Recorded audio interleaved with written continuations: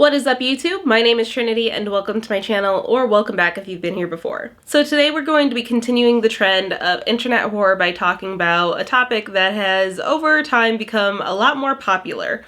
It began back in 2019 on the website 4chan and was heavily inspired by liminal spaces. For those of you that are unaware of what liminal spaces are, they're essentially photographs of places that are generally very busy, very crowded, and full of life, but then taken maybe after hours, or when they're completely empty and they have a very different feel. They feel more unsettling or creepy. Now, I personally did not discover this topic until recently when Jacksepticeye and Markiplier and other gamers that I've watched have started playing games based on this topic. So if you've guessed it, today we are going to be talking about the Backrooms.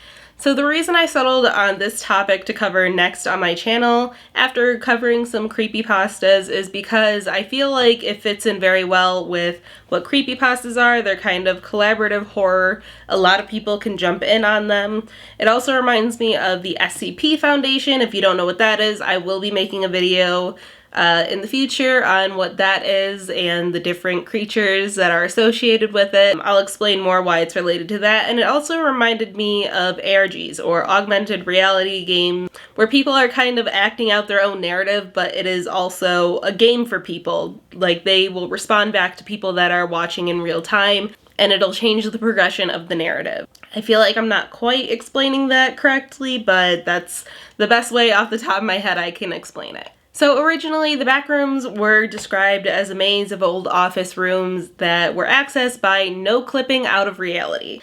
Now, how I understand the term no clipping is kind of like how you would clip out of the map of a video game and maybe access a place that wasn't playable or you weren't quite meant to see. Because the original person who created the Backrooms used the term no clipping, I wonder if they were trying to invoke the thought of the simulation theory, where life is a simulation, none of us are truly real, and maybe someone else is controlling us. It's an interesting thought, and if you're not familiar with the simulation theory, I will cover it in the future if you're interested.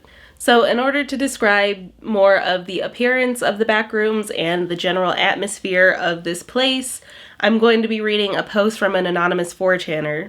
It's nothing but the stink of old, moist carpet, the madness of mono yellow, the endless background noise of fluorescent lights at maximum hum buzz, and approximately 600 million square miles of randomly segmented empty rooms to be trapped in. God save you if you hear something wandering around nearby, because it sure as hell has heard you. So the Backrooms are mostly empty, just endless wandering of office rooms, though some rooms can be a little more unique than others, but it is very easy to get lost. Some of the games that I've seen Mark and Jack play are just them walking endlessly through a map. There's nothing chasing them, but it's just the atmosphere that starts to get to them. And that's kind of the point of the rooms themselves. It's maddening. It'll drive you crazy just because it's so monotonous, but you feel like there could be something there, but also it's completely empty. Well, like I said, not completely. There are entities that lurk in certain parts of the Backrooms. These entities are organized into 3 separate categories: a unique number given to the entity, the name of the entity, and then the entity's habitat, describing where it can be found in the Backrooms and the frequency at which it is encountered. So I'm going to be reading off the different habitat classifications just to give you a better idea of what that means. And then I'll be giving you a couple examples of these entities.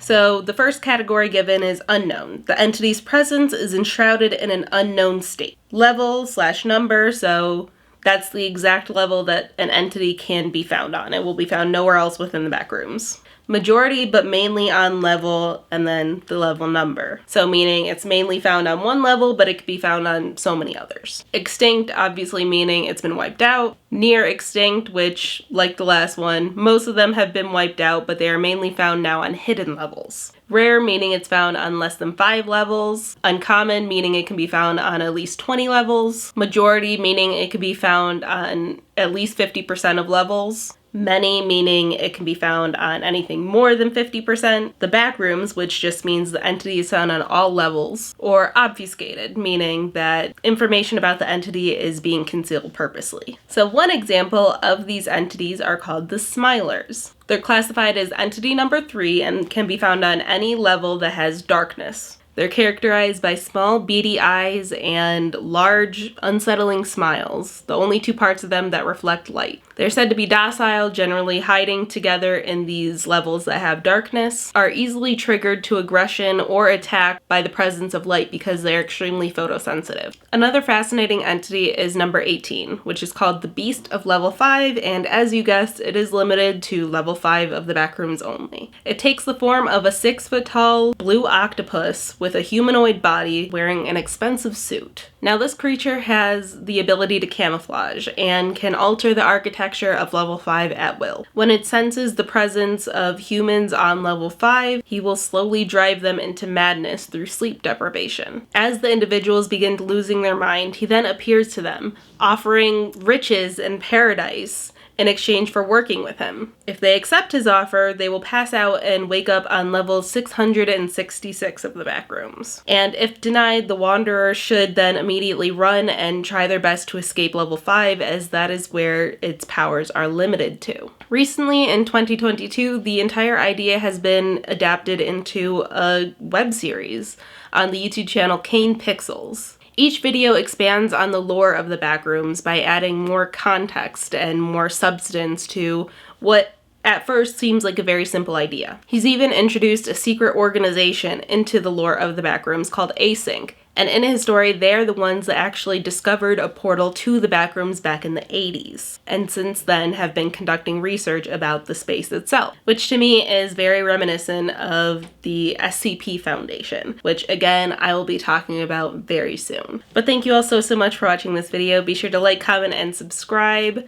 I appreciate you all so much, and I'm so glad you guys enjoyed the video of me doing the Uncanny Valley challenge with all the makeup. It is my best performing video despite being a short, and I'm very happy that it has brought new eyes to the channel, a couple of subscribers, and I just wanted to say thank you. And I may be interested in doing a video on the Uncanny Valley, but just to warn you, I would probably be in the makeup the whole time, which I don't even know if I could handle because I didn't like looking at myself while making that video. But let me know what you think down below, either on the idea about the Uncanny Valley or about this video or any videos we want to see in the future. I appreciate your input so much.